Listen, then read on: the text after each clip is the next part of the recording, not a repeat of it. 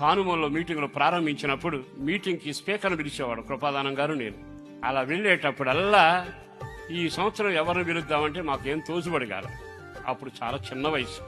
ఇద్దరం కలిసి ఒక ప్రార్థన చేశాం, ప్రభా రోడ్డు మీదకి వెళ్తాం, ఇటు బస్సు వస్తే ఇటు వెళ్తాం, అటు బస్సు వస్తే అటు వెళ్తాం. అదొక తీర్మానం. అది తెలిసి తెలియని రోజులు సేవలు.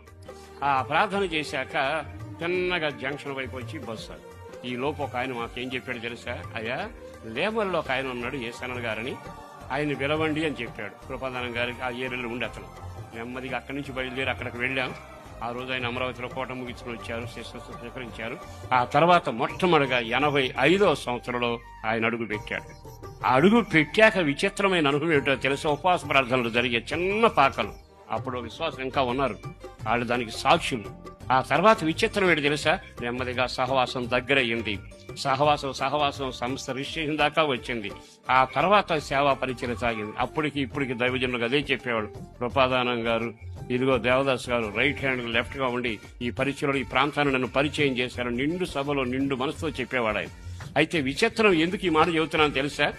ఆత్మీయ జీవిత అనుభవాల్లో ప్రవాహంలో పారిన నీళ్లు కావాలి. డబ్బుతో ప్రవహించే రాళ్ళు కాదు, నీటి ప్రవాహంలో పరిశుద్ధాత్మ నడిపింపు, కన్నీడి ప్రార్థన. ఆ ప్రవాహం తెల్లవారు ప్రార్థన జరిగేది 15వ తారీఖు హోల్ నైట్. అట్లా ప్రవహించిన ప్రవాహంలో వచ్చిన రాళ్ల చేత ఈ మందిరం కట్టబడింది. ఆ రాళ్ల చేత ఈ పరిచర్య ఎత్తబడింది. మధ్యలో వచ్చిన వాళ్ళంతా నేను అనుకుంటున్నారు. ప్రవాహంలో లేని రాళ్ళు అవి. 85వ సంవత్సరం. ఆ తర్వాత నెమ్మదిగా ఇక్కడ హోల్ నైట్ పెట్టి స్థలం తీసుకోవడం, ఈ కార్యక్రమాన్ని ప్రారంభించడం. ఇంచుమించు కృపాదానం గారు ఆ ఏరియాలో ఉన్న అన్ని గ్రామాలకు ఆయన తిప్పాడు. ఈ ప్రాంతంలో మనం తిరిగిన తర్వాత ఈ రాళ్ళన్నీ లారీ ఎక్కిచ్చేవాడు.